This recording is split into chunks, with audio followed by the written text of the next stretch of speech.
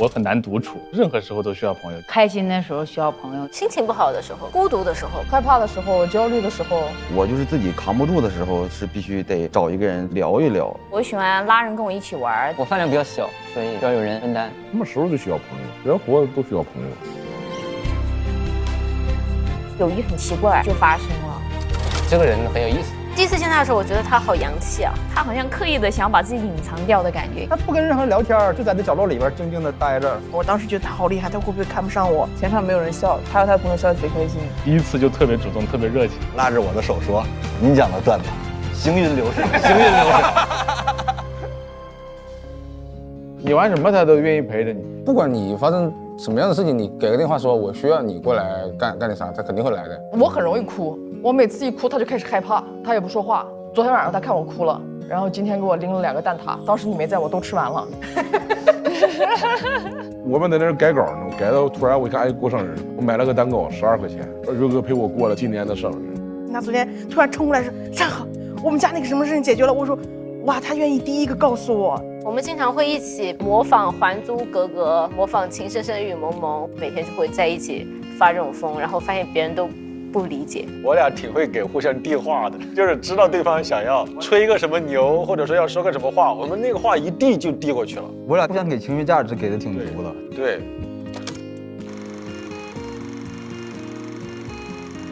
友情就像音乐一样，幸亏不是像说唱一样。友情是炖不熟的豆角，回不去的维多利亚，踹不折的小树。友情就是陪你一起到老的，天若有情天亦老，有情人终成眷属。我觉得友情对我来说算生活中的盐，没有盐的话，你会缺钾，你会浑身没劲儿，你会觉得生活少了很多滋味。友情是我的必需品，我真的非常非常需要友情，对我来说非常非常重要。我总会在非常奇妙的时刻认识一些非常奇妙的朋友。朋友是我自己选择的家人，我感觉是我生命中没有办法缺失的一个部分。友情是依赖和支持吧。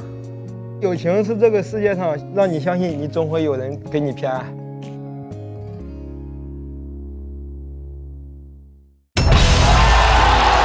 有请主持人张绍刚。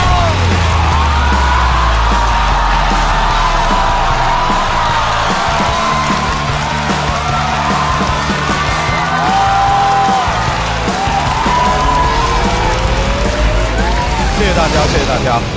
热烈的掌声送给各位，欢迎各位来到由美团闪购冠名播出的《脱口秀和他的朋友们》第2季。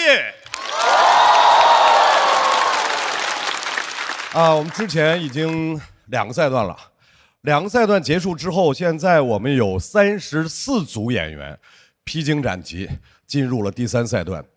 这个赛段我们的主题呢叫做交朋友赛，我也不知道为什么。比了这么长时间，拼到第3轮了，突然想起来要交朋友了，而且都是那种生死之交、你死我活的朋友。有的朋友要在舞台上继续，有的朋友握完手之后，我们体面的说一句谢谢再见。生死之交的朋友在本赛段开始之前，同样有一位脱口秀的好朋友也想要和我们分享一下他的交友心得，让我们掌声有请鲁豫。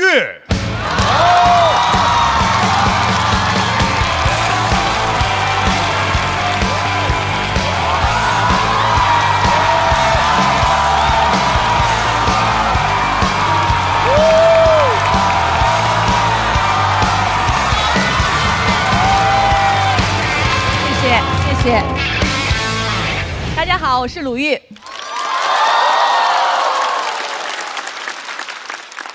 这个赛段叫朋友赛，脱口秀演员和朋友一起组队。朋友呢分2种，一种是我们互相欣赏，我们在一起就能赢；还有一种叫彼此原谅，输了也不全赖我。所以为了比赛能够更加的公平公正，我建议这一轮之后赢了的，我们再加1轮默契测试。测什么呢？测一测你们第一次见面的时间、彼此的生日，还有对方的真实姓名。如果你都答不上来，那就取消比赛成绩。等一下大家注意他们的互动，我觉得他们可能要对答案了。你叫什么？我是用的真名。可能很多朋友会说哈，就是交朋友最重要的是什么？共同语言。我小的时候每年暑假会去上海的英语角，用我仅会的几句英语跟老外聊天交朋友，说我叫什么名字，从哪儿来，上几年级。每个老外都特别吃惊，说哇，这个小孩英语太好了。我比较幸运，那个时候没有人写 report 揭发我，如果有的话，你们会不断的搜到什么避雷上海英语角那个说英语的短发小女孩，内容重复率最高，没有之一。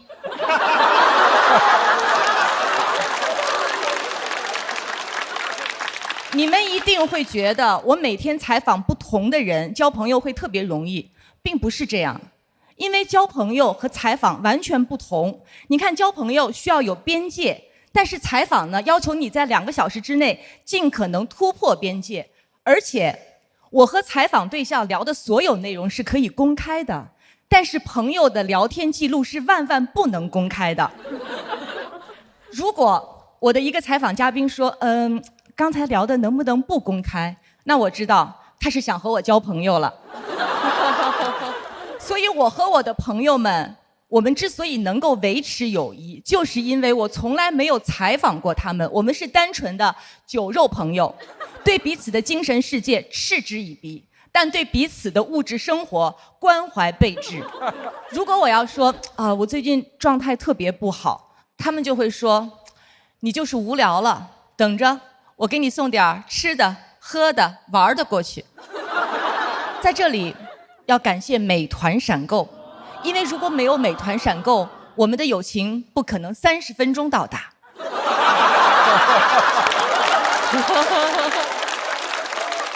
我有一个女性朋友，她的配得感极高。比如我夸她，我说你今天真好看，一般人会觉得有点不好意思，但她的反应，你这话说的，我哪天不好看了？我站在这里就蓬荜生辉。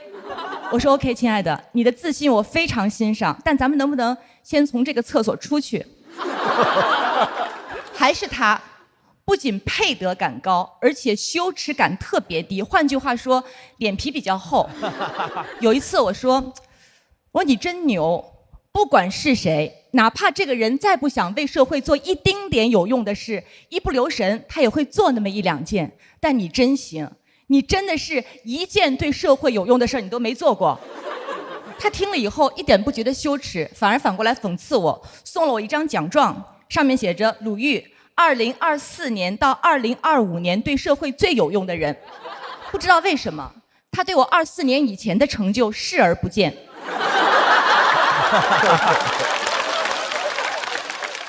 我还有一个女性朋友，是一个非常出色的企业家，人很先锋，长得非常漂亮。但是她从很早就意识到要让别人忽略掉她的外貌优势，于是她非常朴素，每天穿一样的衣服。我看到罗永浩老师每天都穿一样的衣服，你也是为了隐藏自己的外貌优势吗？你隐藏的也太成功了。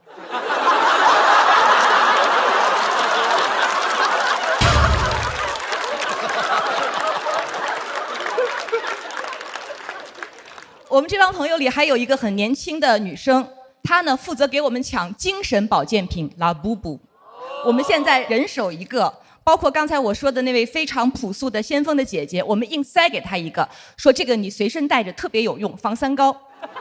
她呢为了维持自己形象，就把那个拉布布塞到包里面，趁着4周没人才偷偷拿出来，给拉布布换一身衣服。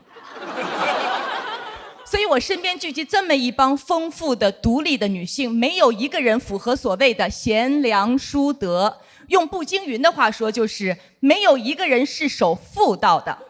当然我们也并不是完美的，每个人都有自己的小的毛病，比如说有的人盲目自信，有的人整天迟到，有的人就是没有礼貌，还有的像我这样貌似很有礼貌，但是借脱口秀在背后说别人的坏话。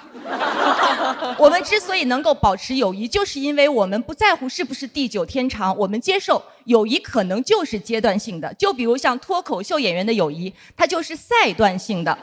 但是我建议他们不要光关注朋友的段子，在比赛之余抽空问一问朋友的真实姓名。好，谢谢大家，我陈鲁豫。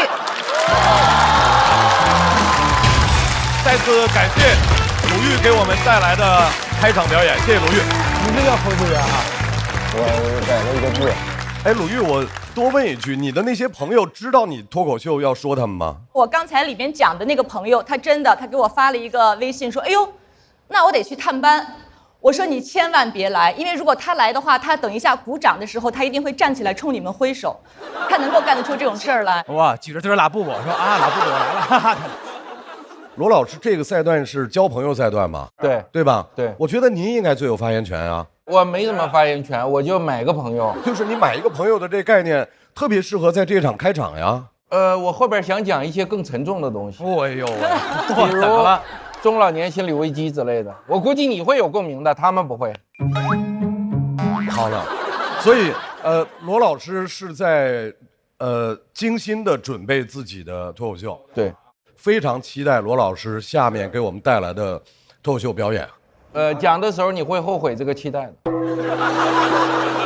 大家肯定期待罗老师的那个脱口秀，对不对？耶！后边一定期待您的表演，谢谢啊，谢谢。赶上了陈刚老师过生日那天，你给他讲，好吧？啊，对啊。哎，大老师，你身边你觉得最有个性的朋友是谁？个性的朋友啊，个矮的朋友有啊，王冕呀。反弹，反弹，再反弹。我之前碰见过一个最有个性的一个朋友是黄子韬先生啊。黄子韬先生太有个性了。真的，一般录像啊，都是大家不是艺人都化妆嘛？我们上回录到夜里头12点多，他说：“大老师，你见过哥们儿卸妆吗？哥们儿卸妆可帅了。”说完之后，马上下台开始卸妆。怎么样，哥们儿这个下颚线怎么样？帅不帅？思路。然后就特别有意思。我们这段是朋友赛嘛？如果你要带一个朋友来看脱口秀，我要带一朋友，但是人家没准不来，人忙哈。但是就是说杨幂是非常非常喜欢脱口秀，因为我们一块录节目的时候，他对脱口秀演员很多梗啊，很多笑话都那个如数家珍的啊。罗老师会带谁？我已经为这个舞台做了一个巨大的贡献，就是劝鲁豫老师来。对。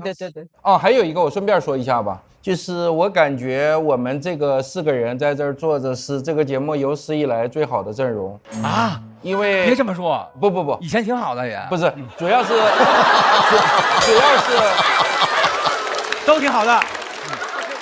我想说的是，我们这个台上来过很多优秀的嘉宾，但是我要没理解错，这是有史以来唯一一个阵容，就是每一个人都热爱、关心、了解、熟悉脱口秀，并且特别喜欢这些演员和关心他们。是的，而且是全阵容的认真负责和关心，这个是史无前例的。春带一个朋友来。我刚刚想了一下，我可能会想要带清风。他有很多很好玩的观点，然后我觉得他也是一个很幽默的，然后有梗的人。鲁豫呢？我要是带一个来，别的人可能会不高兴，所以就都别来。哎，那您要带一朋友来呢？我这么说，我觉得脱口秀您还有朋友哇？好吧。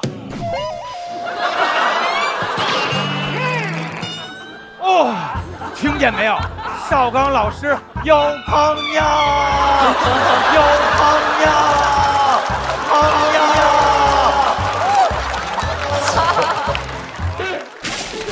哎不，我就是你的朋友。你好，我跟你说。我跟你说，我刚想说，如果要让我来，我觉得脱口秀最好的朋友是大张伟啊！我刚想说这话，结果你看你拿什么话说我？我没有啊，我就是帮您铺起来啊！我就是知道您要说我，脱口秀和他的好朋友们，来，行了，来，让我们认真的还要欢迎4位特殊的朋友，为脱口秀做出杰出贡献的。我们的编剧老师们，程璐老师、海源老师、苗苗老师、3D 老师，欢迎4位。坐在他们身后的是来自全国各地的脱口秀俱乐部的主理人们，欢迎大家。还有我们2楼的来自各行各业的脱口秀的好朋友们，欢迎大家。来，各位说正事了，给大家介绍一下我们第3赛段的规则。我们这个赛段叫做交朋友赛，34组演员通过自由交友。形成了8支2人好友小队和6支3人好友小队，同人数的小队已经在赛前组成了对决关系，3人队 PK 3人队，2人队 PK 2人队，双方队伍轮流派出演员来表演。表演过程当中，现场的朋友随时拍灯，每位笑团的朋友都有1灯，1灯代表了10票，全场的满票是300票。每轮 PK 中，累积得票数高的队伍获胜，直接进入晋级区。累积票数低的那队全部进入待定区。最终待定区的演员会按照个人的得票数进行排名，由高到低来晋级。第3赛段还有一个福利，表现优异的小队以及个人将获得第4赛段的跳段权，由他自己选择是否跳段。本赛段一共有26个晋级名额，有8位演员将在本轮结束后遗憾离场。现在所有的好友小队已经在备战间准备就绪了，我们可以看一下他们现在的备战情况。哦，可以。镜头在哪里？在哪里？情绪平静一下啊！多准备一下稿子。好，现在第3赛段交朋友赛正式开始。第1组率先对战的是蚊子、德子、叶子和花木兰。首先上场的是蚊子、德子、叶子，让我们掌声有请李玟、Kid 和王继业。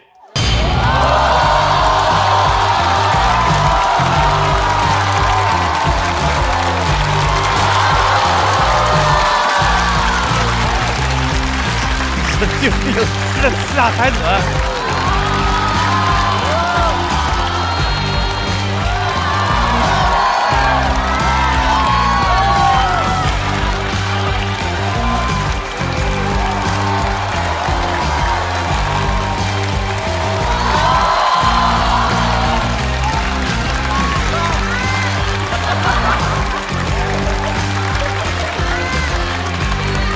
大家好，我们是蚊子、德子、叶子，我们的口号是一切为了孩子。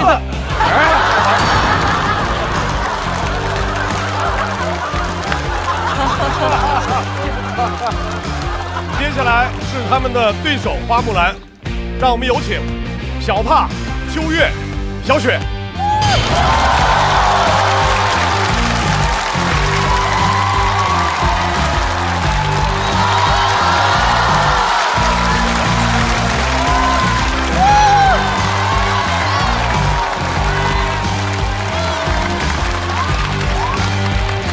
我是小帕，大家好，我是小雪，大家好，我是秋月，我们是花木兰。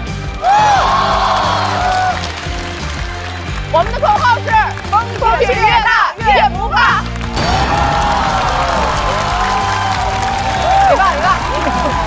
加油！热烈的掌声送给我们马上要对战的6位脱口秀演员。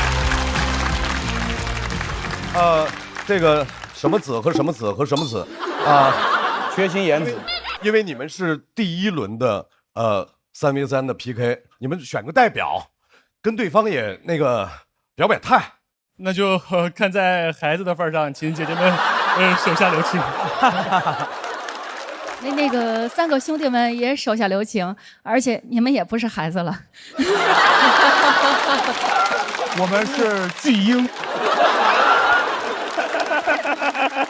我们今天的开场演员，这位朋友呢，之前和我们说过他和他父亲的故事。今天呢，要跟我们分享他和母亲的相处。各位，开场不易，掌声有请 Kid。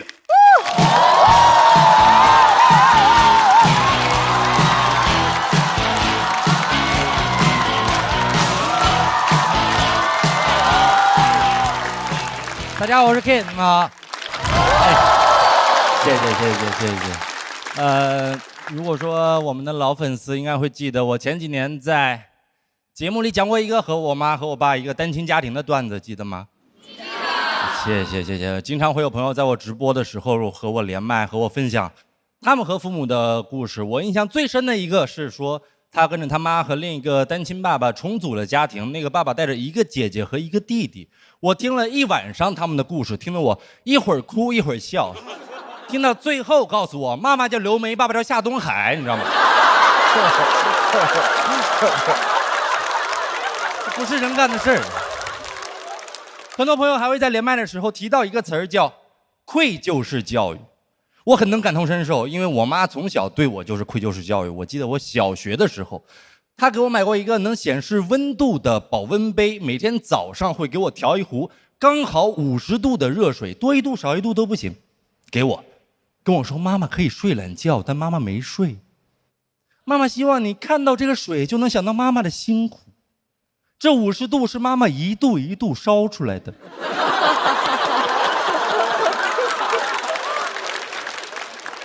我说妈，那没烧开，那你别管。妈就是希望你能认真学，能拼命学，记住没有？看到50度就要想到妈妈，记住没有？我记住了。每天我就在学校念叨妈妈50度，妈妈50度，同学都传我妈是个锐角。当然我也没有辜负她，我也经常给她带一些刚好50分的试卷回来了，我也是。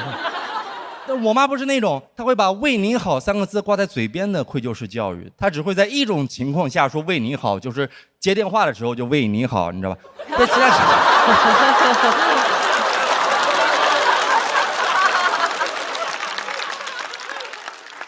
我很喜欢这个。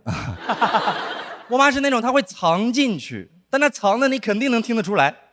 她会说妈不图啥，妈不是非要住什么市中心大平层，开什么奔驰宝马，有个100-200万钞票，戴金镯子金项链，妈不图这些。我说你不图，你说那么具体干什么？你不图？我车子、房子、票子、链子。我妈好像是个 rapper， 你发现了吗？她也很适合，因为我在写这篇稿的时候，我回忆她愧疚式教育我的那些话，好像真的能连成一首歌。让你在学校学习，你不能浮躁。我把最好的都给你了，你得知恩图报。就是为了赶回来给你做饭，我那把清一色都没有糊到。你可以放心，妈啥都不要，但你记住，人不能不忠，也不能不孝。我说我作业做累了，我想看会儿电视。他说这么回报我，你简直胡闹。重生之我的妈妈是娃娃，你知道吗？这首歌。不是，关键是这些话我也学不会什么，只会让我习惯性愧疚。我的表情包全是跪着磕头的，在公司跟每个人说不好意思。打篮球一直在那我的，我甚至都没在场上。这整个人就是敏感又自卑。很多网友这时候会说：“那你断亲就好了。”我做不到，因为他真挺爱我的。一开始他都不知道什么是脱口秀，我说就是别人花钱让我逗他开心。他说那忙不忙啊？我说不忙，每天夜里才上班。我妈直接就哭了，说儿子，妈不嫌丢人。我当时又感动又难受，好像在我妈眼里，儿子不是来上海了，儿子是来下海了，你知道吧？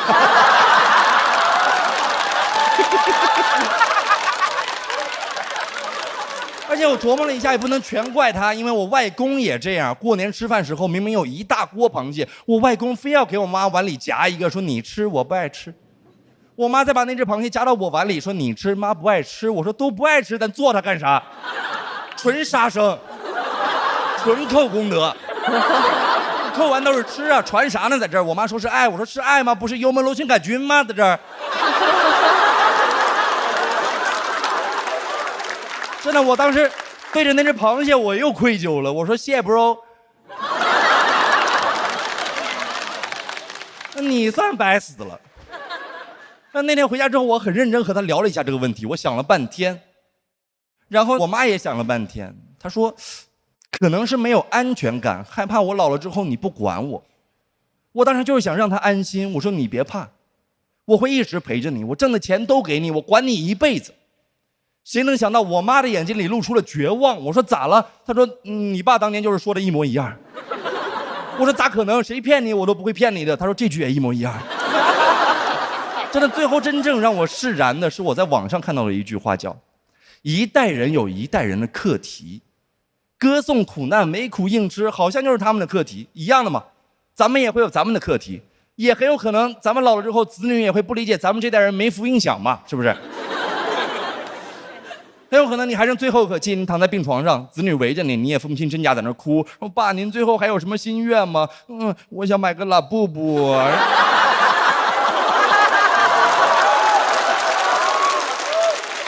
再给他换个衣服。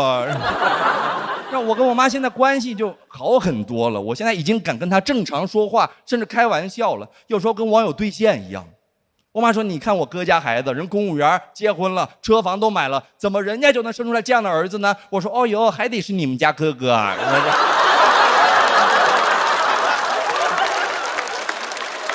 而且我也真的在管他，我也在乌鸦反哺，只不过我反哺的时候也会采取一些愧疚式反哺。前几天我们新家装修要买一个空调，我给我妈买了一个9000多的空调给她。哎，给她，然后跟她说，儿子可以买便宜的，但儿子没买。儿子希望你看到这9000多就能想到儿子的奔波。这9000多是儿子一场一场卖笑卖来的。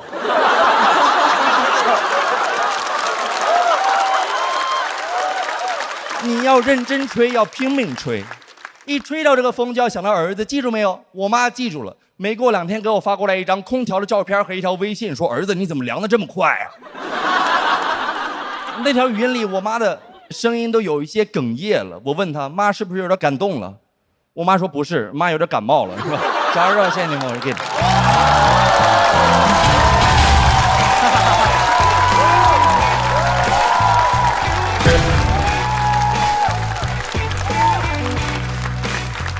来 ，Kid， 锁票通道开启。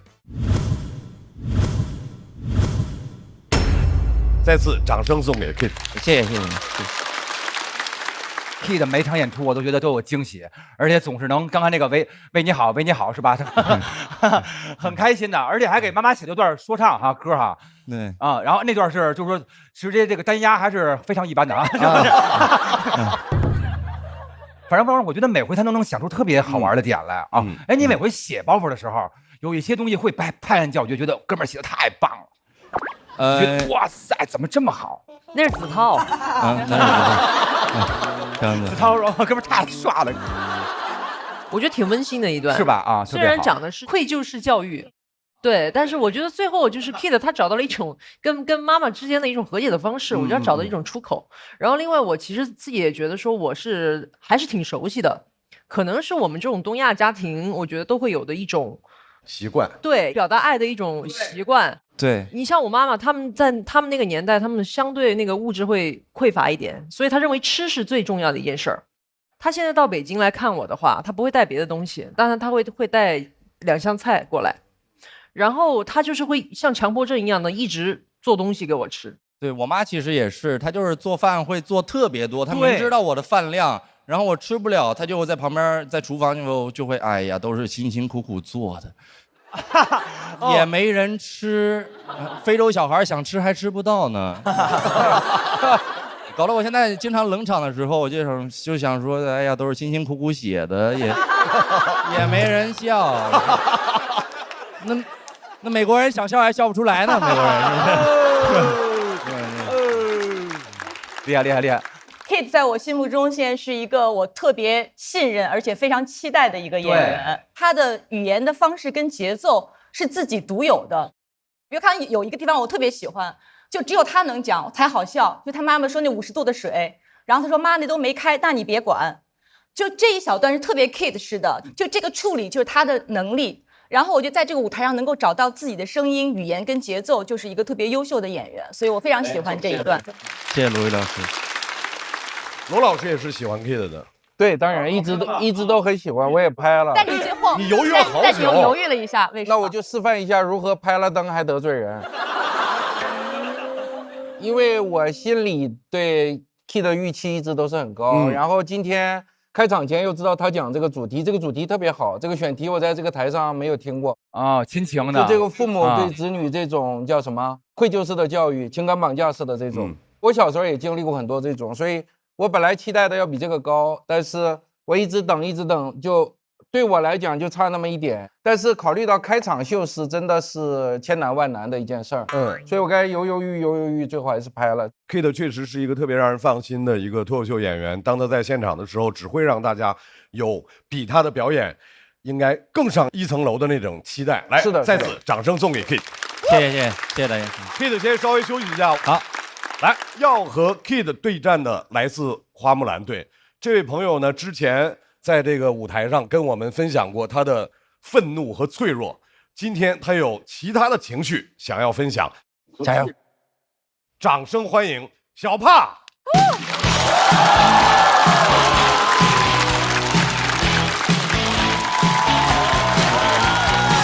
嘿，大家好，我是小帕。啊，谢谢啊！我是一个新疆人，前一段时间抑郁了。有人问我，那抑郁的新疆人还会扭脖子吗？会的，朋友，会的。我们上吊都是这个样子。家人不理解，他看我不高兴，总希望我能出去转一转，总跟我说你去转转，你去转转，你去转转。我说咋了？你要把我回收了吗？我朋友很好，真的，我朋友们都很好，一直在安慰我。我奶奶也试图安慰我，她问我你怎么了？我说我应该是抑郁，一种病吧。我说你哪儿不舒服？我说我就是提不起精气神，总觉得身子很沉，老想哭也不想见人。奶奶说哦，鬼上身。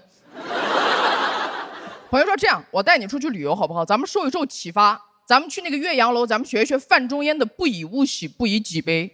我说先不说我现在起床都困难，那范仲淹不以物喜，不以己悲，他不就是抑郁症吗？我猜的，我没有行医执照，大家不要信我。我特别感谢我的朋友，他们做了所有他们能做的事情，但我真的什么都做不了。最难的时候，毫不夸张的讲，我都想上吊，我都想上吊了，还会有人过来劝我，小帕，你高兴一点。我想去他家上吊。我试图和他们解释，抑郁不是我不想高兴，是我高兴不起来，是我失去了快乐的能力，对吧？没有那个能力。就像这个地方，我就想写一个爆梗，我笑死你们，我笑到你们这辈子活完了，临终前不给孩子交代遗言，就交代我这个段子。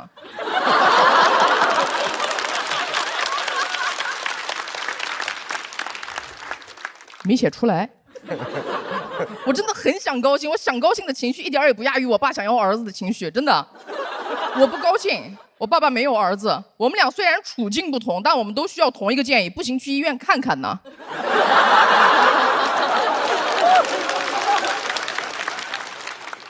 我去了医院，医生非常负责任，该做的检查都做了，这还要观察一下你的情况，这段时间你多来几次好吗？我说 OK 啊，大概去到第3次我就开始高兴了。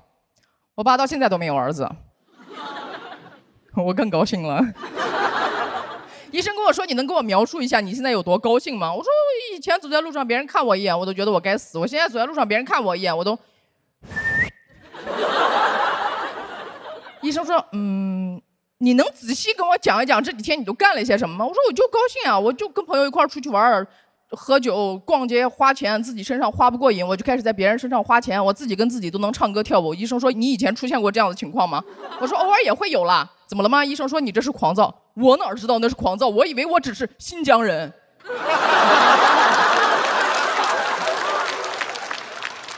真的，我跟你们讲，新疆人这个身份，它掩盖了我的病情。你们要是走在路上看到一个人自顾自的唱歌跳舞，你们会觉得哦，这个人有病吧？但是你们要看到一个新疆人在大马路上自顾自的唱歌跳舞，你们会觉得哦，他在做自己。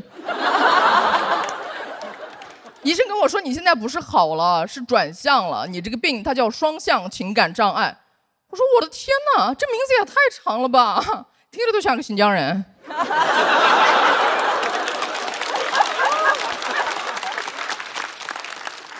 说你就是会交替出现极其高涨以及极其低落的情绪，我都纳了闷了，一个人他怎么能既便秘又拉稀呢？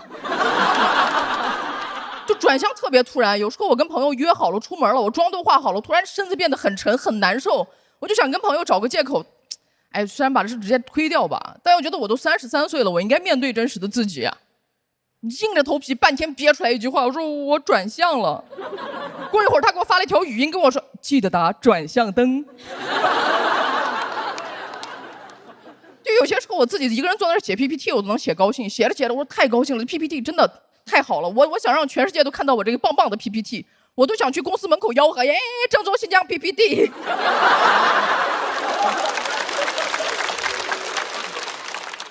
同行问我，你狂躁期你脑子会转得很快，那是不是很利于创作？脑子转的是很快，但是没有逻辑，朋友们。上一句跟下一句不挨着，接下来这段不是我创作出来的，是我狂躁期写的东西，在备忘录里面。我今天冒着冷场的危险给大家念一下，或许会有人喜欢吧。人类主要有2只手，快给珍珠奶茶打电话。多年以后，我是孙红雷，没了。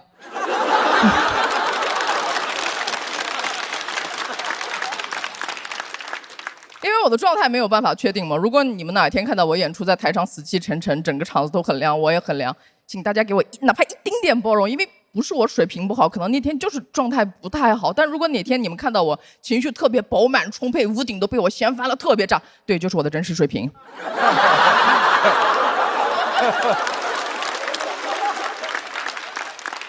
后来慢慢我也理解了狂躁为什么要叫狂躁，先从狂开始。我平时挺自卑的一个人，狂躁期我感觉我啥都能行，好吗？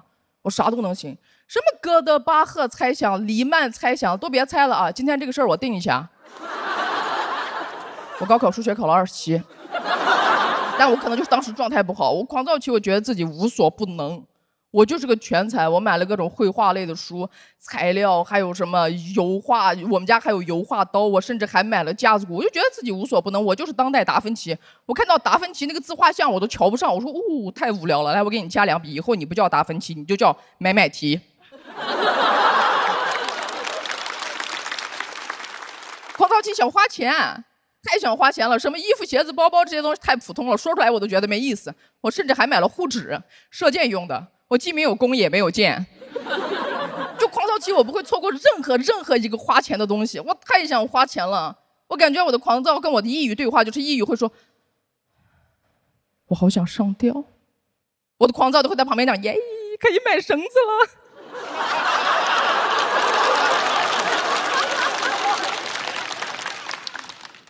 狂躁期的高兴和活力都需要我付出极大的代价，甚至都需要我在抑郁期成倍的还回去。我就感觉这个高兴和活力是我贷款来的，这个高兴和活力是我贷款来的，这还是个高利贷。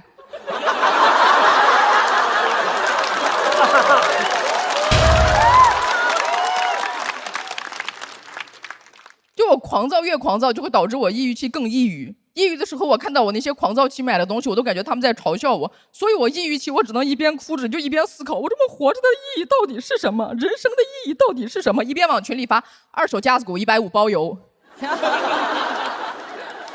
还会有人问我可小刀吗？我说你甚至可以给我一刀好吗？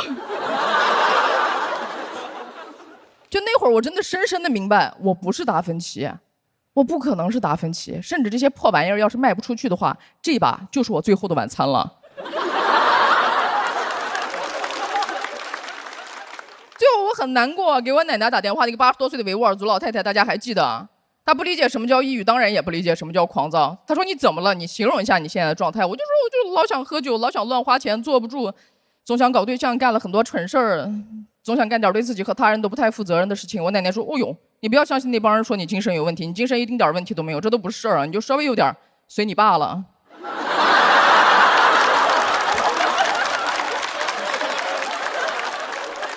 我说那能一样吗？这个情况不一样好吗？我这个情况有的治，我爸没有。谢谢大家，我是小帕，谢谢。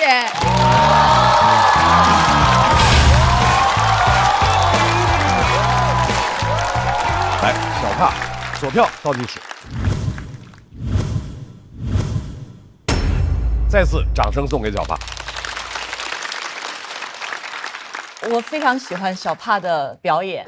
我觉得今天对于小帕来说有一点点吃亏，就在于今天现场的观众没有看小帕之前的表演。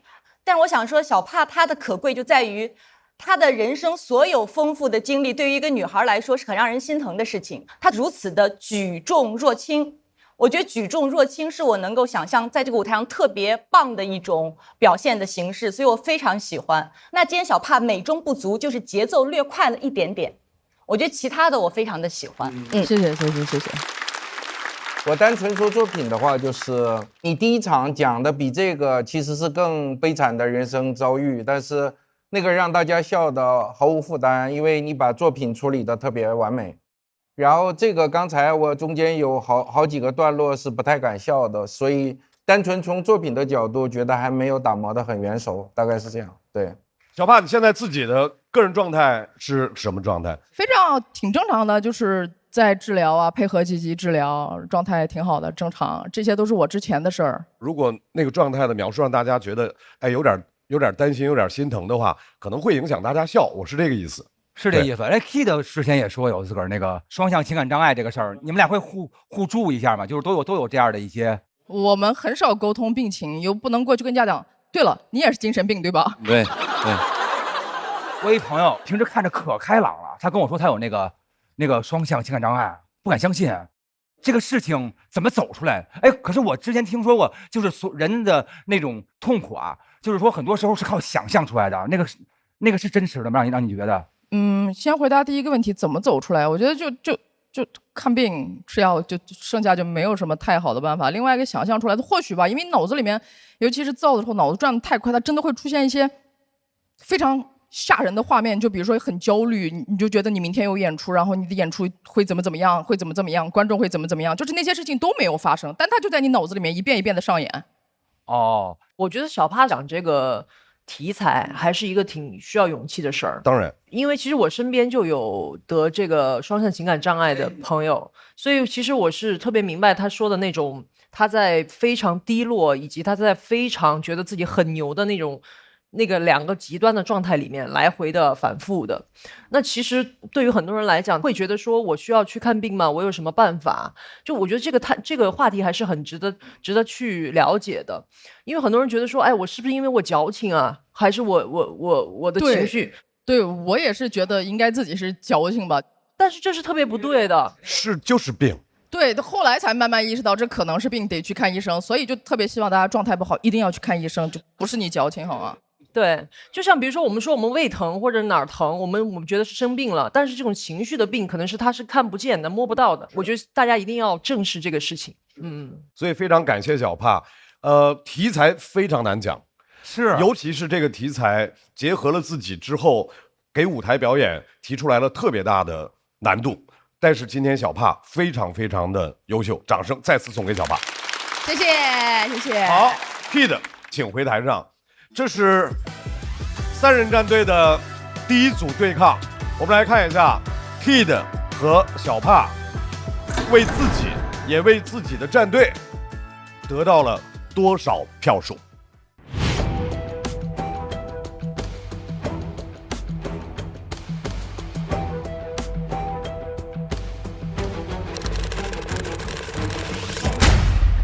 哇 ，Kid 这么高，哇，厉害 ，Kid 289，小帕245，两位稍作休息，再次掌声送给2位。可以，没问题，可以，非常漂亮，很好笑，没事，可以，很棒。马上要派出的这位朋友很有意思，他每次跟大家分享的都是生活里面的小趣事儿，而且他的表演风格呢，他的那种幽默。简单纯粹无负担，我们真的特别希望他给这个舞台带来一些很单纯的快乐。掌声欢迎李玟。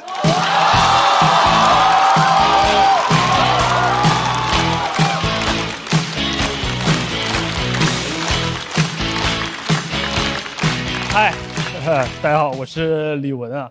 然后我现在呢，是一个研3马上要毕业的学生，现在正在一家外企实习，朋友们。这公司特别好，哪儿都挺好的，唯一不好的就是在那个外企上个班，每个人都必须要起一个英文名。我经常因为我的英文名不够小众而感到非常的羞耻，因为我叫 Bob。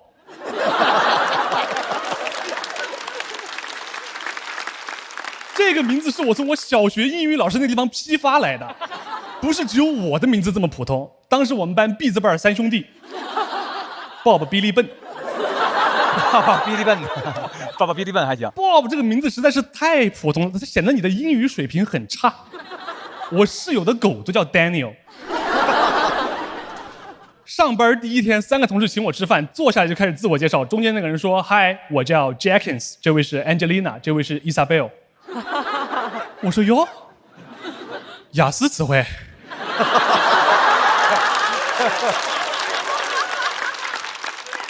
最夸张的是那个伊莎贝尔，他跟我说：“你也可以叫我的简称伊莎。”我心想：“你还简称伊莎？那你为什么不直接叫伊莎？你的贝尔呢？被林娜偷了？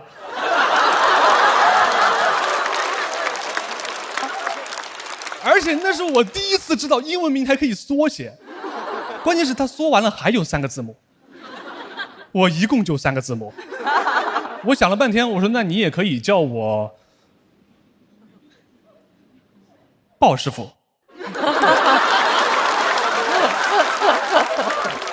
我觉得英文名就是这样，它会给人一种很强的第一印象。我有个同事，他叫 Aldrich， 朋友们 ，Aldrich 统治者的意思。我第一次在一个名单上看到这个名字，我就觉得这个人肯定是一个非常有个性、非常张扬的人。直到有一天，我们的 HR 过来点名，点到他的名字，说王志刚。他说到，我觉得王志刚不应该叫 Aldrich， 王志刚应该叫笨。所以我在公司里面从来不说自己的名字，直到有一天我遇到了一个特别热情、特别善良、特别主动的同事，他上来就跟我打招呼，他说：“嗨，我是 Sam。”我说 Sam。Damn，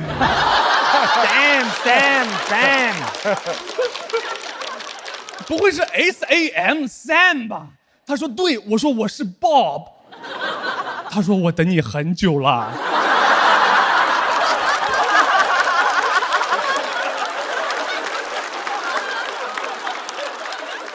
我们俩当时那个状态就是张伟见刘刚。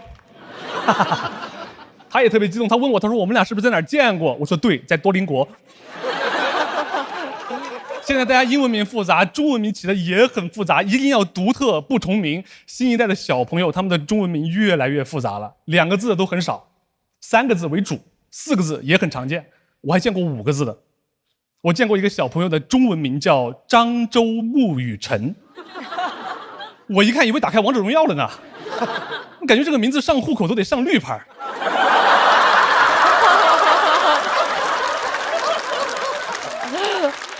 漳州沐雨辰，它听起来像是一个代号。杭州吴彦祖，苏州彭于晏，漳州沐雨辰。而且你仔细一品，你会觉得这个名字很像一句诗，像一个5言绝句。感觉以后起名字不用翻新华字典了，直接翻唐诗300首。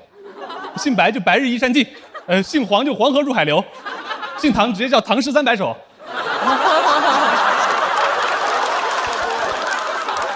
以后那个老师走到教室里面来，讲台上说，锄禾日当午，汗滴禾下土，谁知盘中餐，粒粒皆辛苦。你们4个来我办公室。所以有时候如果突然别人说出了5个字，大家也不要太意外，他可能只是在叫他的朋友。番茄是个宝，茄皇错不了。每桶使用约1颗阳光番茄的茄皇，就是脱口秀最好的朋友。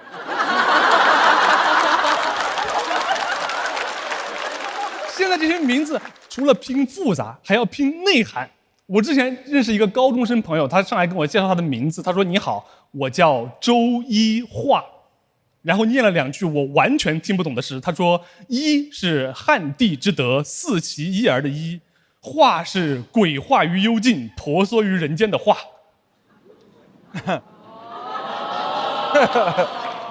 我说：“好诗。”好诗。他说：“那你叫什么呀？”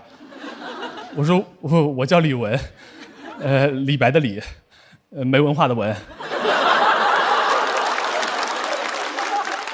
我觉得不是名字让你变得独特，而是应该你让这个名字变得独特，对吧？就像有很多，这世界上会有很多叫李白的人，礼拜1、礼拜2、礼拜3、礼拜4、礼拜5、礼拜6，我就只喜欢礼拜6，我最讨厌礼拜1，对吧？但是有一些名字，它就会因为一个人变得很不一样，你会觉得你要是叫这个名字，你的人生都会改变。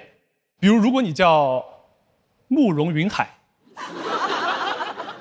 你会觉得你的人生就定性了。上大学的时候会交到3个朋友，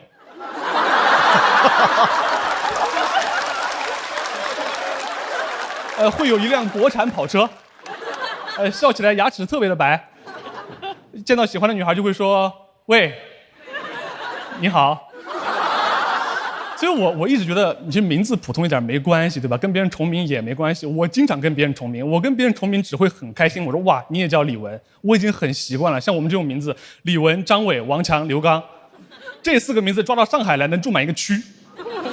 我们可以叫它重名区。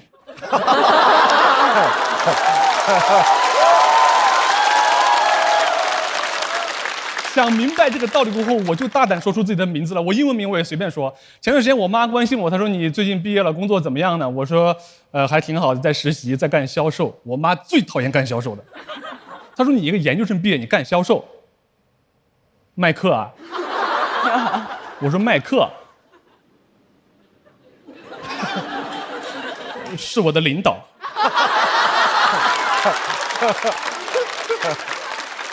我是鲍勃啊，谢谢大家，谢谢大家，拜拜。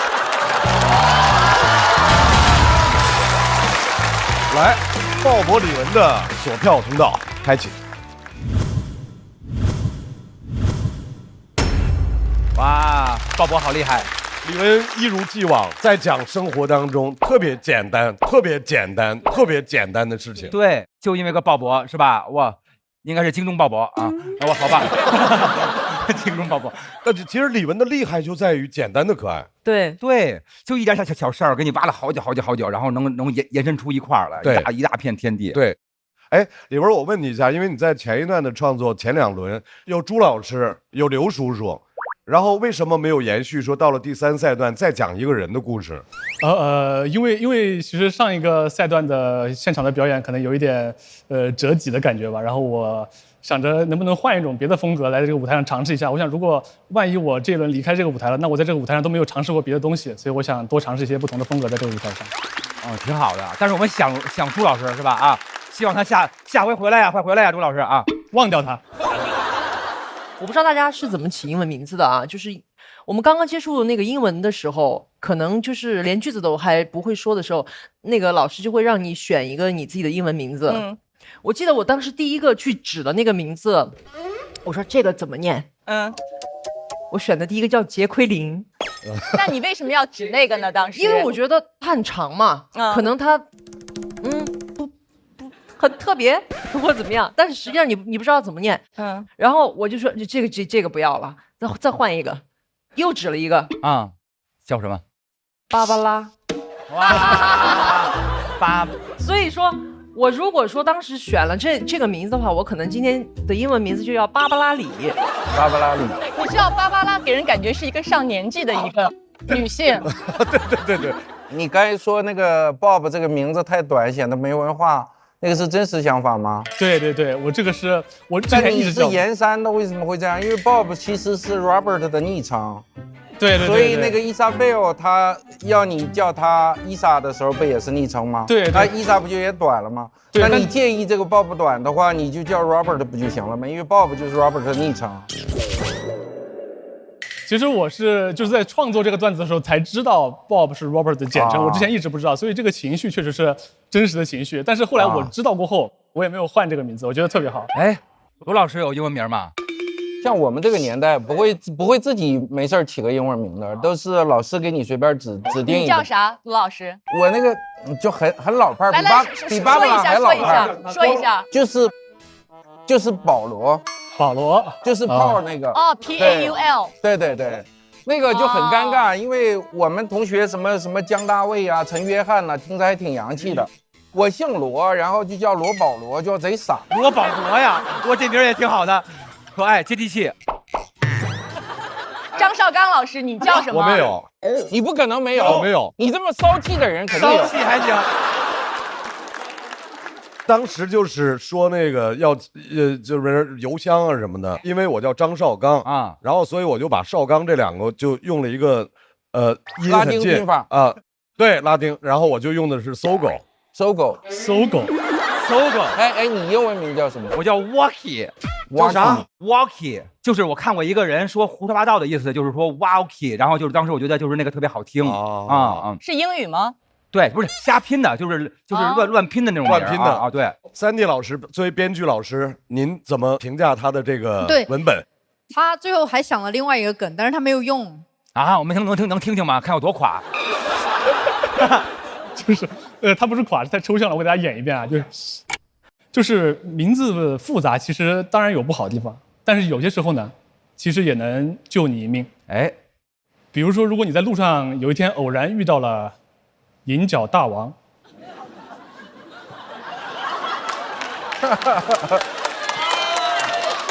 他说你叫什么呀？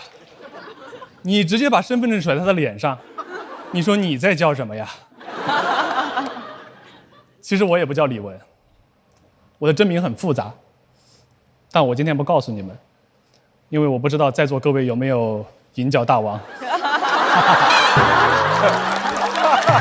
很好，很好。所以说编剧老师很重要，谢谢老师们，没有让他讲这个东西。来，我们要再次把掌声送给一直在勇于尝试分享简单快乐的李文。李文，马上要和李文对战的这位朋友，平时给人的感觉就很酷，很英姿飒爽。但是今天呢，他想要换一条赛道，加油，姐！深入内心和我们分享关于他的窘迫。让我们掌声欢迎秋月。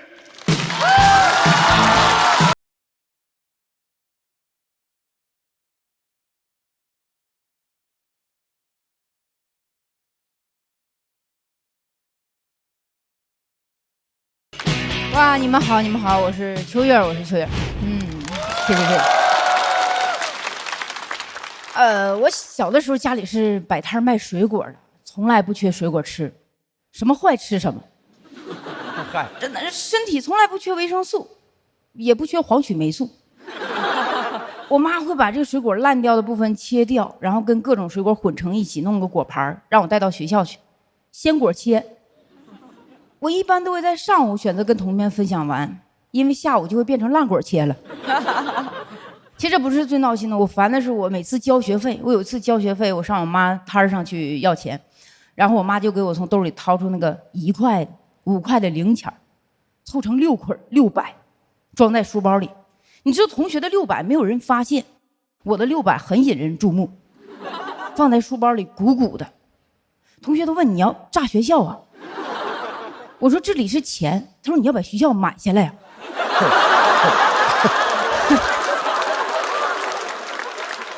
而且那种不知道转了几手的零钱，你知道吗？特别多，还特别臭，味道很大。同学们都说我，他说，哎，秋儿家里虽然很穷，但还有2个臭钱儿。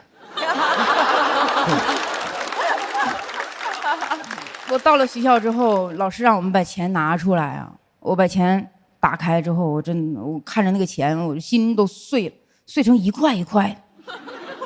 老师让我们把钱拿出来，让我们在钱的右下角用铅笔写上自己的名字。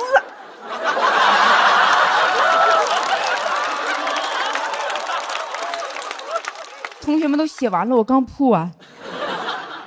同学们把600块钱交出去，我还剩500多没写完呢。老师都着急，说你干嘛呢？磨磨蹭蹭的，走到跟前一看，哎呀，老师相信你，不用写了，来，相信你。他就开始收我的钱，他收不住我的钱，钱多的2只手他拿不过来。我从他表情里能看出他也没见过这么多钱。他回到讲台就开始数，他把同学的钱全都数完了，放在一旁，摞一起没有这6摞厚。他就开始数我的钱，1块、2块、3块、4块、5块、6块，然后碰到一个5块，7块、8块、9块、10块、11块。老师是语文老师。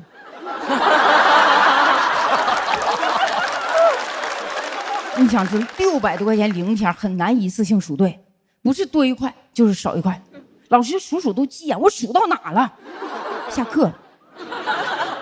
这时候老师就很生气，指着我说：“就是因为你耽误全班1节课时间。”当时我心里很难受，我同学们很高兴，说我在家这数羊数100都睡不着，老师数6块钱我就睡着了。这都问老师，老师你还能数1节课吗？其实我心里知道这是我的原因，我知道啊。从那以后我就做什么我都特别小心，我就生怕浪费别人的时间，我怕耽误别人。就上个赛制我就犯了点错误，上赛制之前我喝了1瓶功能饮料。大家可能不知道功能饮料特别利尿。我当时就坐在2楼中间的那个位置，就坐在那里，真的我有点受不了，时不时我就站起来。每个演员上台下台我都要站起来一下，他们以为我不服气要站堂。这时候我就跟我的话筒说话，我跟话筒说，我说我要上厕所，能不能派人接我一下？我说给我个机会，给我个机会。我半天没有人理我，我就跟我身后的演员说话，我说我要上厕所，上厕所。他说我也想去，但他看我的表情，他笑了，我就知道他的想和我的想，他不是一个量级。朋友们真的很难受，我没办法，我死死的拽着自己的裤子，我就拽着自己的裤子。但是我今天穿了一个浪姐的同款，就两边都是钻，都是钻，哎，特别漂亮。我当时穿的时候我就说，我一定要好好爱护它。结果我当场抠掉6颗钻，我没办法，我控制不住，然后我控制不住，我就发现，我就发现裤子，我观察它的颜色，我在想它是牛仔蓝，如果它要是湿了的话，能不能被看出来啊？啊！而且按照我们当时的比赛规则啊，就我随时可能被抽到上台。我想一会儿我要是上台了，我 PK 谁呀？我这样我还能 PK 吗？这时候我就跟我的麦说，我说一会儿如果我要是不行的话，你能不能只照我的上半身？我当时还观察了4位导师，我在想3个多小时过去了，怎么一点事儿也没有？现场260多个观众，40多个演员，怎么都能挺住，就我不行。我就跟自己较劲，我当时说我一定要挺，我就能挺住，我为什么不行？我挺到第7个演员上场，贾浩上场。当时孟川老师跟我说的，哎呀，贾浩上场，这场一定会有休息。我当时把所有的希望寄托在身上，我就在那，他一上场我就喊满票满票满票满票，结果喊着喊着变成厕所厕所厕所厕所，高票晋级高票晋级，全场高呼，我也高呼，我上厕所啦！真的，我就开始准备好，就在了2楼那个口的位置，我就开始准备好出去。我说：“来，你们给我让个跑道来。”这时候我以为主持人会喊到说：“我们休息了。”结果他喊的是：“有请我们下一位演员。”我当时就崩溃，我绝望了，朋友们，我绝望了。我开始观察我那个楼离地面的高度，我开始问旁边的演员：“我说你来，你们看看到底有多高，我要跳下去。”他说：“不行，太危险。”我说：“你是不知道我现在有多危险。”我跟旁边的川哥说：“我说川哥，我不行了，我可能要尿这儿了。”川哥说：“啊，现在吗？”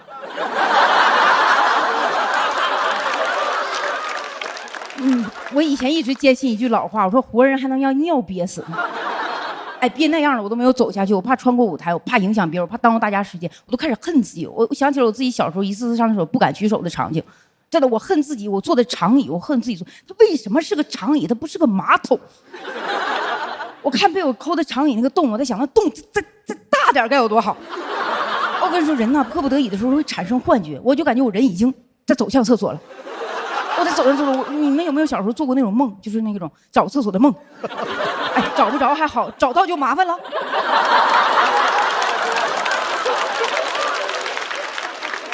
我当时马上就找到了，这个时候我就听旁边人喊，他说：“秋月，秋月，秋月，我也要去厕所，我们一起。”我一看是张俊，他说出“一起”的时候，我都想跟他一起私奔了。他让我沿着楼梯口下台了，我就沿着楼梯口下台。这时候有导演组的人看见了我，就把我带到厕所。真的那一路我都没敢跑，我没敢跑，我怕摔倒，我摔倒我就爆炸了。我本以为这个事儿结束，谁也没有影响。然后那天导演跟我说，他说你那天表情太奇怪了，你是觉得他们讲的都不好笑吗？我在这儿我必须解释一下，人呢在很急的时候耳朵会聋掉的。哎，我想他们一定是很好笑的，只不过全程我都在尿点上。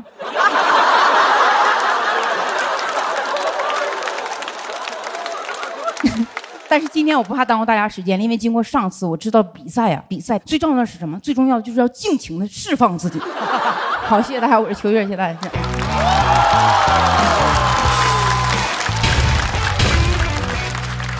来，秋月的锁票倒计时。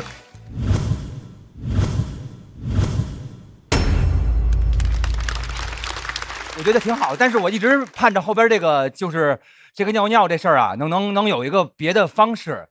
就是我之前录节目的时候也是，然后不敢跟人说，然后那时候还戴着那耳机，而且在北京录像，你知道吧？北京人说话不是吞字嘛。然后我跟导演说，那导演说干嘛？我说尿尿，他跟我说你好你好你好，我说尿尿尿尿尿尿尿尿尿，不是你好是尿尿尿尿尿尿尿尿，然后所以说。然后当时我就想我这事儿，我说超越我这个梗应该就可以了，但是就是没有超越到我觉得应该有一个特别爆的这种点，所以我没有拍这个灯啊。但我觉得过程挺可爱的。我关心就是这种事儿，大家遇到过，但是真正爆炸这个事情，爆炸这个事儿咱们就别遇见了，就是哎，我都不敢问，没事，您接着聊您的啊。哎，我怎么这么想问呢？春生老师，你报过吗？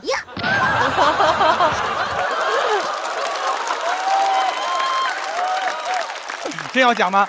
我记得我应该小学1年级啊，我有严重的恐湿，我不敢举手，不敢说我要想要去厕所，然后我一直憋了一上午，然后我回家的时候，然后我其实那个时候已经到极限了，憋了一上午啊。对，一上午，他就到他刚刚说的那个快马上就即将爆炸了，然后我已经上不了楼了，但是我那个时候奶奶家住3楼，自己上不去，我就在楼下就拼命的喊他，我说奶奶接我。上不去了。对，因为2楼还有一条狗。哇，这基于各种原因，反正最后你就释放了。跟奶奶说没事儿，带条裤子过来就行了啊。他这个事儿其实我是觉得很有意思，很有趣，但是我觉得稍微我今天有点犹豫，就是因为上一次秋月特别别好，今天我觉得他可能有点着急或者怎么样，他中间有一些东西我们在这儿我感觉有点听不太清楚。吞刺，感觉过去了。哎，这个特敏感，有点没听太清楚。我们感觉有点不自信，是不是有一些点的？对这个事情本来他有一点那个不好意思，因为成人了，都30多岁了，但是确实上次确实也就挺难受的。以前他们有一些行为的时候，其实再憋会儿，幸福的更多。再憋会儿，不要尿裤子，不要尿裤子。然后回去3天肚子都痛。就在想有没有必要做这个事儿，但是出于性格，我没有办法做到在公共场合跟大家说，就是我很难做到这件事，所以我就想给他讲出来，因为我长大了也会遇到这种事情，就真的会尿在外面。我原来在工地上班，没有人，没有女孩，然后就一个女生，她就不会因为女生再单独做个厕所，我就对尿裤子了。然后我在想，那工人都能看到怎么办？我就找了个水车，让水车喷我，哎，都给我喷湿了就好了那种。会有这种情况，所以就很窘迫那种感觉。我是全程听着很心疼，就是我自己也很能感同身受，就是因为我的性格也跟你这是一样的，很怕麻烦，关键很怕吸引别人不必要的注意力。就是别人都在工作，我突然说我要上洗手间，就那个压力，我后来想明白，我宁可我就憋着。所以你刚一讲，我会特别心疼，这是一点。还有就前面是特别成熟的，后边可能你太就像意识流一样去讲。但是没有一个属于脱口秀式的那种文本的打磨，它还不够精致。但我个人认为瑕不掩瑜，因为我很能产生这种共情，所以我是很高兴但又很心疼的听完的，所以我拍了灯。谢谢。但是我觉得秋月给了我们一个非常好的提示，我决定在第一组3-3对抗结束之后，现在吗？不是，还有俩人呢。我说。在第一组3-3对抗结束之后，我决定让大家去厕所。好嘞，谢谢秋月，谢谢。李文，回到台上，我们来看一下他们最终获得的票数是。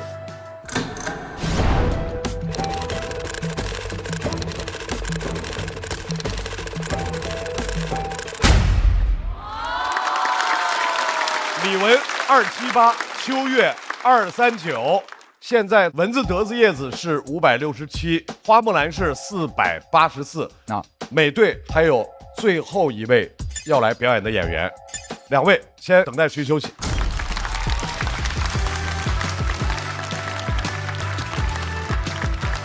虽然很多人面临有一样的问题，但大家好像很少用我这种窝囊的方式去解决，可能我就是那种比较窝囊的人吧。所以我会为自己这种窝囊的行为感到无奈。当天晚上开完麦，我就犹豫了一下，然后后来我还是毅然决然决定还是讲吧，不遗憾。我觉得就是我表现就应该那个分数还有一点偏高了，至少观众的分可能偏高一点。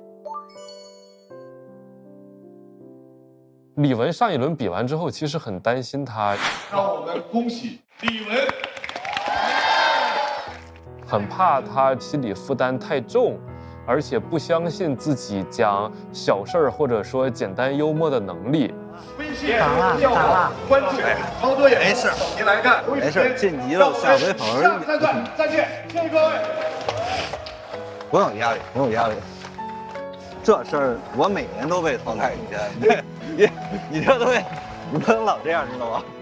其实身边很多的演员朋友都一直在鼓励我说，你要相信自己，你的事儿不是破事儿，你的事儿是很有趣的事儿。也是在这个过程中，我就坚定了就要讲这个，就还是要把这篇稿子给带到舞台上来，所以一定要拼一次，对。HR 过来点名，点到他的名字，说王志刚。我爸就叫王志刚。啊？什么？给叔叔道个歉。那个叔叔对不起，叔叔对不起。来，蚊子得子叶子队马上要派出的这位朋友，他就是又倒霉又幸运的生活已经挺家喻户晓了。今天他打算继续跟大家分享他的荒谬故事，掌声欢迎季业。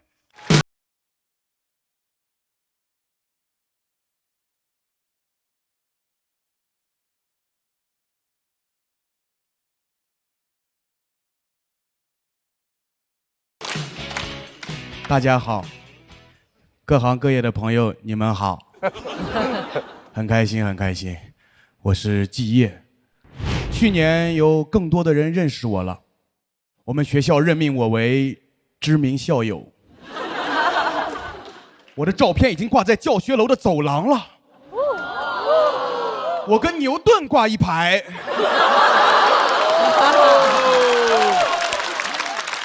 娱乐圈打到学术圈了。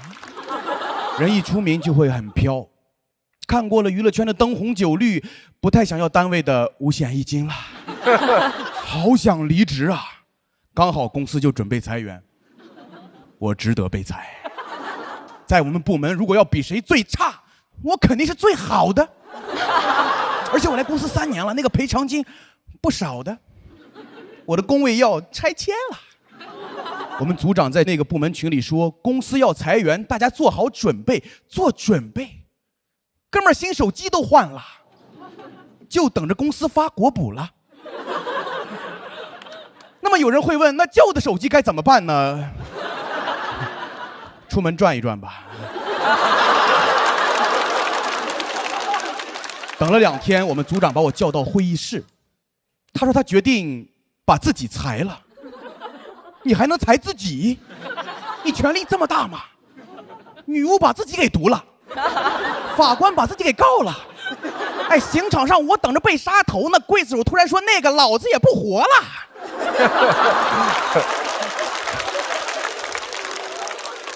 后来我才知道他早就想走了，也等着拆迁呢。他裁自己的理由是没有带好我。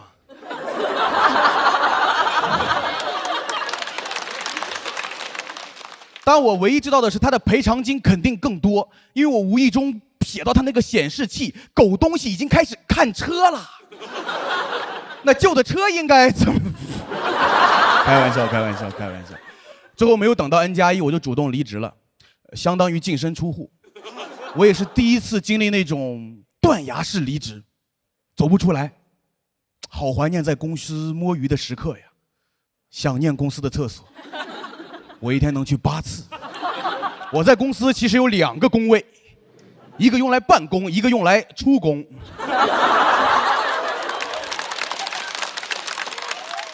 那个厕所见证我太多了。我第一次上王者就是在那个厕所，我甚至在厕所面试过。我还想念陪伴了我3年的电脑，我用它工作，也用它争吵，键盘都有些失灵了。尤其是 S 和 B 这2个键，不要误会，是给 Sam 和 Bob 发消息。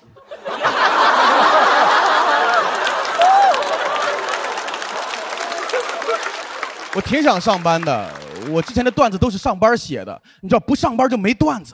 找了好久我都没找到工作，我刷短视频刷到一个叫假装上班公司的，你们听说过这个吗？假装上班。他有会议室，有工位，花50块钱能做1整天。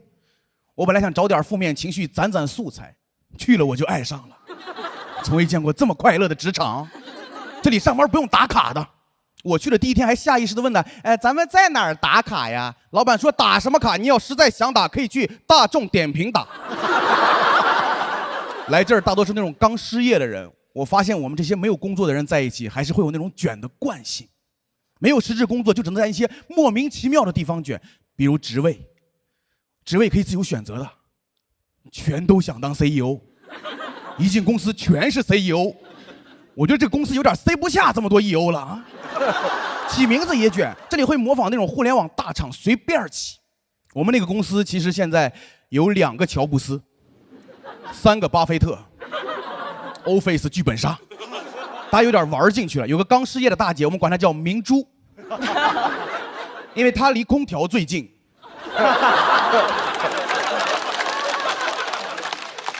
有一个大哥欠了很多债，想创业没钱，一直在这耗着。我说你就叫永浩。可热闹了，一到中午我们就让明珠姐把那个空调调低点，然后我跟3个巴菲特共进午餐，拼好饭。吃完饭，永浩到处问呢，要不要交个朋友啊？要不要？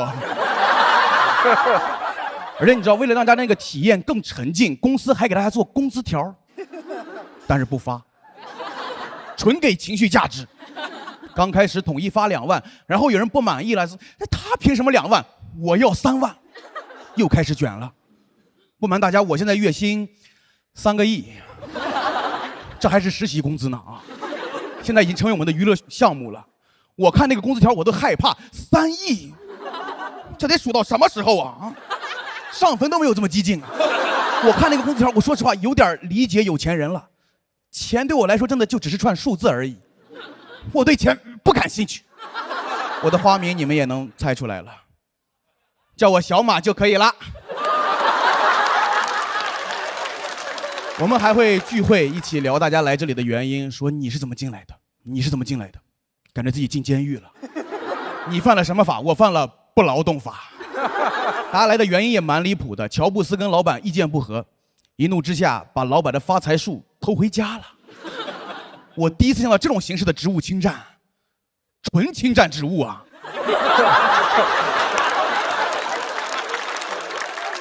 明珠姐是遭遇了电信诈骗，她给骗子转了3万多。我说这为什么要开除你呢？她说那个走的是公司的借款。该呀姐。也有本来没有工作的巴菲特1号，之前他在家里全职炒股，后来为了骗家里人来这里付费炒股，天天赔钱，一天赔了4万多。我们为了安慰他，众筹分给了他1个亿。然后大家就聚在那个会议室里看电影，我们最爱看的电影是《复仇者联盟》。感觉我们也挺像的。我觉得漫威这2年的电影越来越难看了，就是没拍对东西。你就拍我们呀，失业者联盟。别的英雄看到 BOSS 想打，我们看到 BOSS 都说啊，您这儿直聘嘛。看嗨了，甚至想回家边喝酒边看。那么有人会问了，喝的是什么酒呢？你们是懂喜剧的，肯定是国民白酒老村长。真正纯粮酒，好喝不上头，让生活更开心。甭管能不能入职，我先来一个直入。我在那里待了1个月就走了，然后上周为了写段子又回去了。回去发现明珠、永浩都走了，巴菲特都只剩下1个了。巴菲特1号走得很不体面，是他老婆追到公司来了，他老婆以为他出轨了，说你怎么天天花这么多钱？那个女的叫什么 ？A 股。当时我看着那个空荡荡的工位有点伤感，但又一想大家离开也挺好的，我觉得肯定是有变动了，但也有可能是交不起50块钱了。但我更希望是他们都找到新工作了。好，谢谢大家，我是鸡，这么健开心，谢谢大家，谢谢。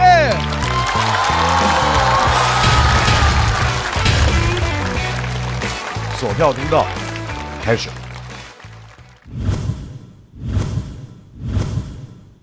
再次掌声送给谢谢大家，谢谢谢谢。哎，姐，你想过吗？就是辞职之后做全职脱口秀？其实是想过的。其实辞职之后就是做了一段时间的全职脱口秀，然后发现太不适应了。主要不适应在哪儿？主要就是你上了4、5年班之后，你发现 DNA 里已经有那种早8的基因了。就是我早上8点会固定起来，就是不管比如说有时候录制或者别的活儿也好，晚上录到1、2点，早上还是8点醒来，就一直有那个上班的那种生物钟在。而且主要我写段子确实是得有素材才能写，就不上班天天在家里，太快乐了，就是一开心不痛苦了，对找不着，没有激发了。想过试了一下之后，觉得还是上班。对，我试了很多方式。我今天没拍的原因是在于我对季业怎么回事儿，他怎么越讲自个儿越不信了？这个就是对，就是我上来我就感觉是没建立好，上来我其实心里想的是啊，大家欢呼，然后那一下子我没顶好，后面就哎呦，那个假装上班公司是真的吗？真的。他就在北京的亦庄一栋楼里，然后那个楼一栋楼都是那个一栋楼里面，但是他那个假装上班那个 logo 特别明显，你感觉这栋楼都是假装上班的，对，就是特明显。然后我就去了，就其实当一个自习室玩。我觉得节奏不太好，但作品还是挺好玩的，所以我觉得山灯的话可能好一些。对，这个是我一开始没进去，一开始有点错了。所以他越讲越没信心，那种感觉就垮下来了。本子其实挺好的。来，卢玉，季业本身能力又很强，它其实是一个反向的职场的内容，我觉得又很有趣。还有就是最后这个结尾，你能不能改？最后结尾有一些悲凉，我觉得你说啊，你想我去了以后他们都不在了，是不是有人50块钱都交不了？我等你再给我一份，让我把这个再和一下那个。对，我懂。否则我觉得就他怎么这么难呢？但确实是那天我去的真实的感受，因为我在那儿坐了2-3个小时，大家都没有再进来。有一点点，但他就是这么一个环境。其实，而且我想说的，其实可能没表达清楚，就是在这个段子里面，我想说是大家其实在这儿守望相助，就是会来人，我们甚至会互相给自己推荐自己之前的公司，有点废物利用的感觉，就是但是想帮助大家走出去。虽然我们知道这是中间的过渡，但我觉得后面其实是我当下的那个真实的感受，我就想着。我再多说一句，因为你要明白，此刻就是整个大的这个氛围，大家会特别能够感同身受。明白。越是感同身受，你越得破一下。OK， 我懂。好嘞，季在等待区稍微休息。在第1轮3人战队的对决中，最后一位要上场的朋友，在之前的表演里面，他们让我们认识了他作为妻子、作为母亲的 A 面、B 面。今天他要让我们认识的是他很潇洒的一面。掌声欢迎小雪。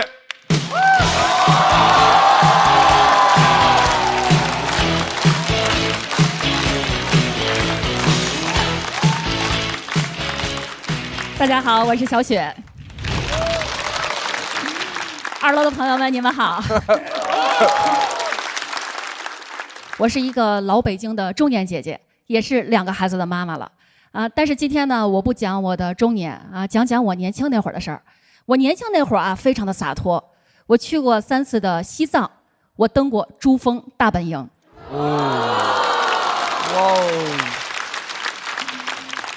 我第1次进藏嘛，我为了快点儿，我是直接坐飞机去的。就好多人到西藏都有那种高原反应，我一点反应都没有。我是后来掐人中才醒过来的。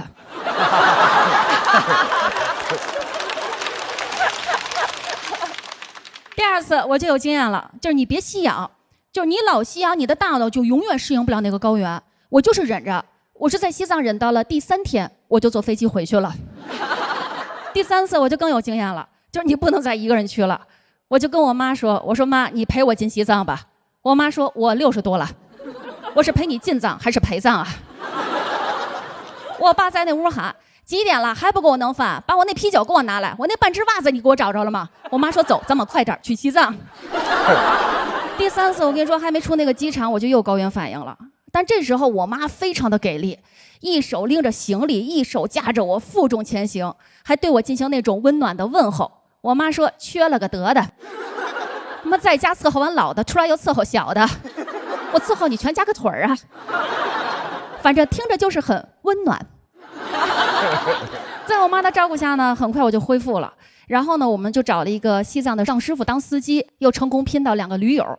第一个驴友是一个大哥，很魁梧，一上车就跟我们说我要去珠峰，然后就倒下去了。第2个呢是一个大姐，很富态啊，特别热情，跟我们说啊，你们叫我胖大姐就行了啊。我呢这个显亲切，我也不跟你们客气，我是来穷游的。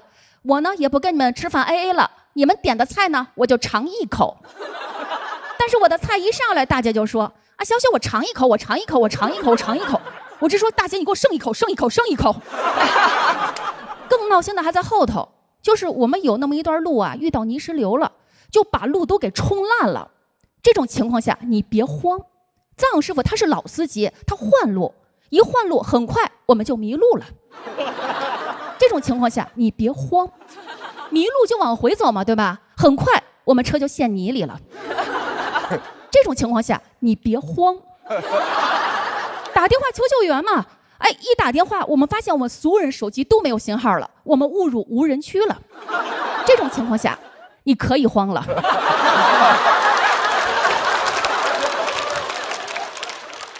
真慌了，当时不知道该怎么办了。但是车上那个驴友大哥非常的冷静，他说：“就你们这个几个女的呀，别怕，我罩着你们。”说完，大哥就又倒下去了。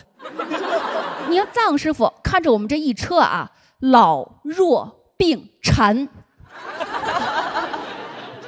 藏师傅做了一个大胆的决定，他说他要徒步回去找藏民来帮忙。我不信任他，我说您还回来吗？藏师傅说肯定回呀，命在这里。真的，我听到这话我非常的感动，我第一次这么急切希望一个男人快速回到我的身边。藏师傅也坚定地说，车就是我的命。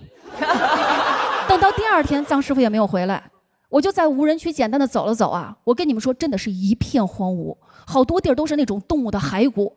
还好有我妈陪我边上，对我进行了温暖的问候。我妈说缺了个得的。我说妈，你看多好，人生是旷野。我妈说这诓谁呢？诓你妈妈呢。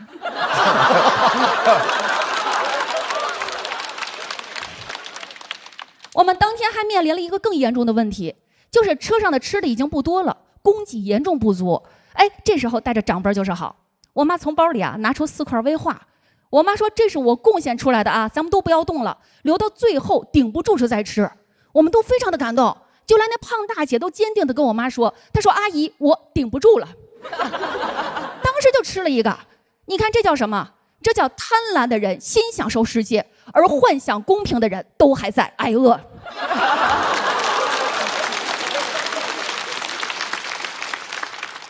等到了天黑，真的我紧张的望着窗外，因为我白天看了太多动物的骸骨，我怕呀，万一真有野兽来了怎么办？但是我也安慰我自己，我说你别怕，野兽来了，它肯定会先吃胖大姐。野兽不来，那我们就吃胖大姐。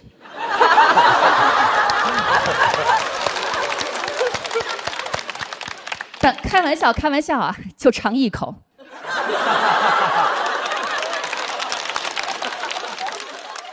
我发现我妈这时候也静静地看着窗外，我就问我妈，我说妈，您想什么呢？我妈说了这辈子她都没有说过的话，她说我想你爸了。等到第3天由天亮到天黑，藏师傅还没有回来，那一刻真的我觉得我完了。你们有没有那种时刻啊，就觉得那一关自己真的熬不过去了，就这一关自己真的不行了。就在我最绝望的时候，突然从黑暗中亮起了一个光点，接下来越来越多的光点亮起来了，藏师傅带着藏民们赶过来了。就我看到他们那一刻，真的我那种感觉就是，我都觉得我爱上他们了。我爱到什么程度？我想平等的嫁给每一个藏民。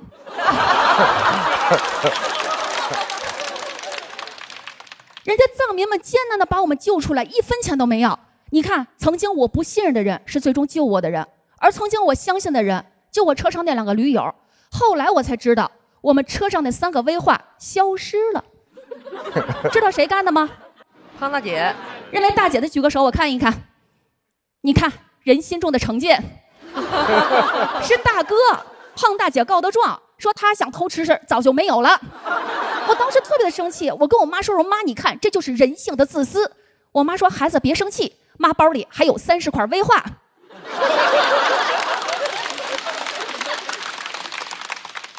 所以说人性是自私的，但是母爱它是伟大的。从无人区出来了以后，你们以为我就熬过来了？我跟你说，真正的生死劫才开始等着我。我要去哪儿啊？我要去珠峰啊！但是我们的车继续往上开，我发现我的脑袋越来越疼。那个海拔由4300、4500、4700，我2次高反了。我们马上要到珠峰大本营海拔5200的时候，真的我整个人都起不来了。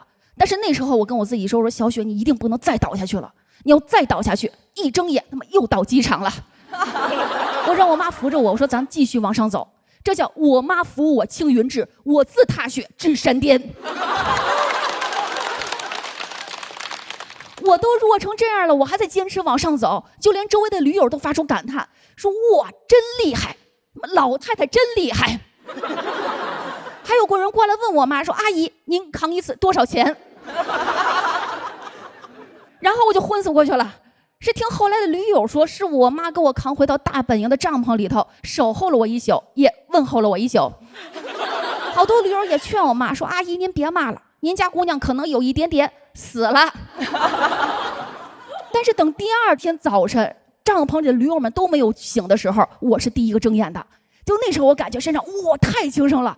其实我的高反是在那一刻彻底熬过来了。我走到帐篷门口，正好一缕阳光打在我的身上，我身上都散发着那种金边。有个驴友看见了，赶紧叫我妈说：“阿姨，快点，您家姑娘可能要走了。”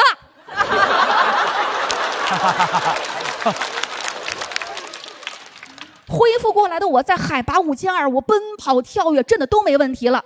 你谁能想到，2天前我还在无人区，我生死绝望，如今我看雪山，看冰川。我当不了什么乘风破浪的姐姐，但是我能做青藏高原的学姐。珠峰之行到现在就一直教会给我一道理，就是坚持。你看我现在，我人到中年，我弄着2个孩子，我再苦再难，但我都坚持。我坚持把我妈带身边儿。我登顶不了珠峰了，但是我还继续在登我自己人生的山峰。真的，你们也一样，继续往上爬，啥都别怕。曾经你们认为的绝望，再回头都是风景。我是小雪。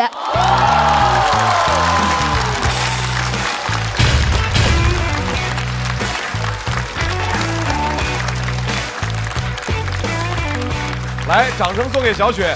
小雪的锁票倒计时。再次掌声送给小雪。小雪第一轮说的是做妻子，第2轮说的是做妈妈，结果你到了第3轮突然做了一个转向，题材让大家完全意料之外，为什么？就是想觉得，其实这个女性嘛，她由她成长的过程中，她是有不同面的啊。她不一定说我做了妈妈就永远都是这种家长里短啊、鸡毛蒜皮。而且呢，我觉得这一篇是我更想表达的，因为这里头它是有2代女性的这种托举，这是我更想说的一方面。因为一上来人中那个笑话还可以啊，就是那个，就一上来说那个没反应了，因为你有3天呀，在那头，这个经历真的很让人难忘。据说在西藏，要是迷路的话，就要在原地等一个喇嘛，因为打南边来了个喇嘛，手里拎2斤粑粑。这个事儿是真的，对吗？就是说3天活就在那儿等着，没有吃的啊，对，就是非常迷茫的在等着那个人回来。对，有吃的，但是呢，大家呢就是说尽量想省着点儿，因为大家都各吃各的嘛，看谁也没管谁，所以我母亲就把那个微话拿出来说，咱们就这留着别动了就是让大家有这么一个集体意识，咱得存点共同的了，你不知道他什么时候回来呀。明白，对，行，我觉得就是他就是这3天这事儿太记忆犹新了，觉得必须得讲出来。来，再次把掌声送给小雪。我们现在请之前表演完的4位演员全部来到台上。这是第1组，3人小组的对战。再强调一下我们的规则：3人小组对战3人成绩的总和将决定这支队伍的去留。分数高那支队伍3个人全部晋级。分数低的3个人进入到待定区。来，我们先来看一下季叶和小雪2位分别得到的票数。